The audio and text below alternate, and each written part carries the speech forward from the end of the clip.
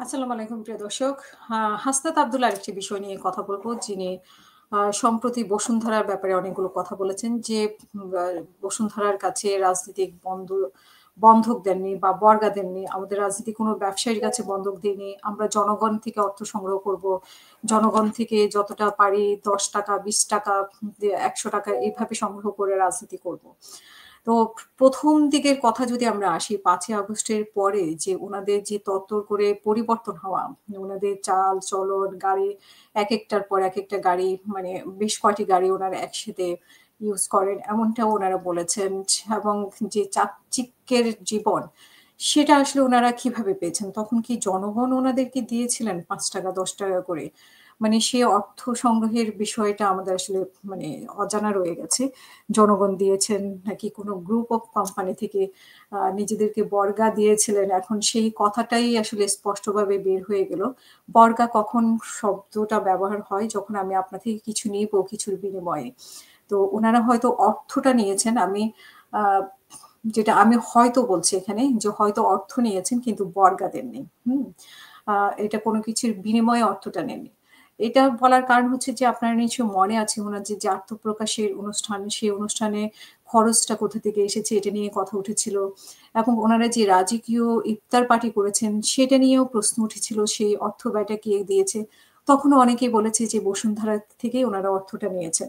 নাহিদ ইসলাম যদিও ইতিমধ্যে বলেছেন যে মানে সোর্স বলা যাবে না।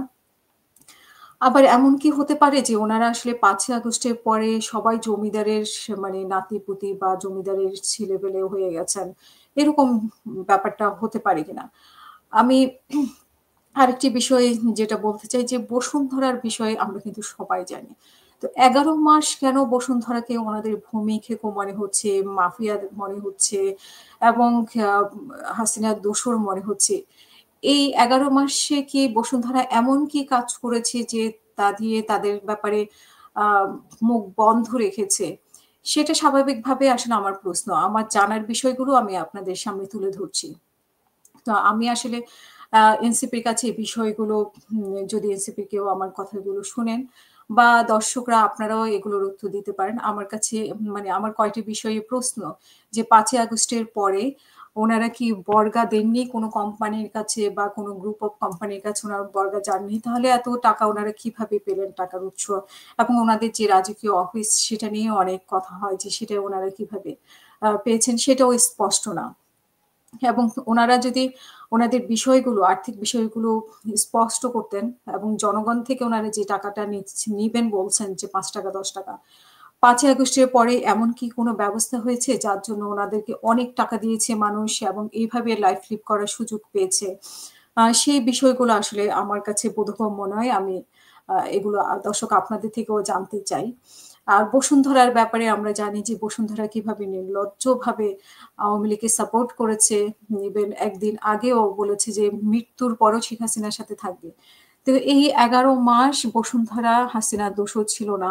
অনেকের উপর মব করা হয়েছে আওয়ামী লীগের অনেকের উপরে। কিন্তু বসুন্ধরার উপরে কোনো আঘাত আসেনি।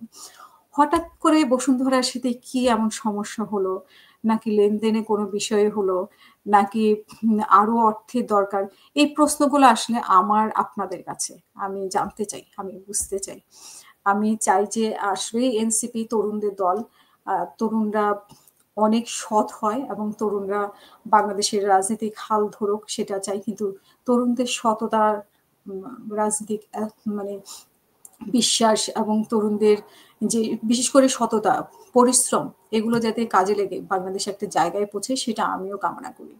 সবাই ভালো থাকবেন। আবারও অন্য কোনো বিষয় নিয়ে আপনাদের সামনে আসবো। আসসালামু আলাইকুম।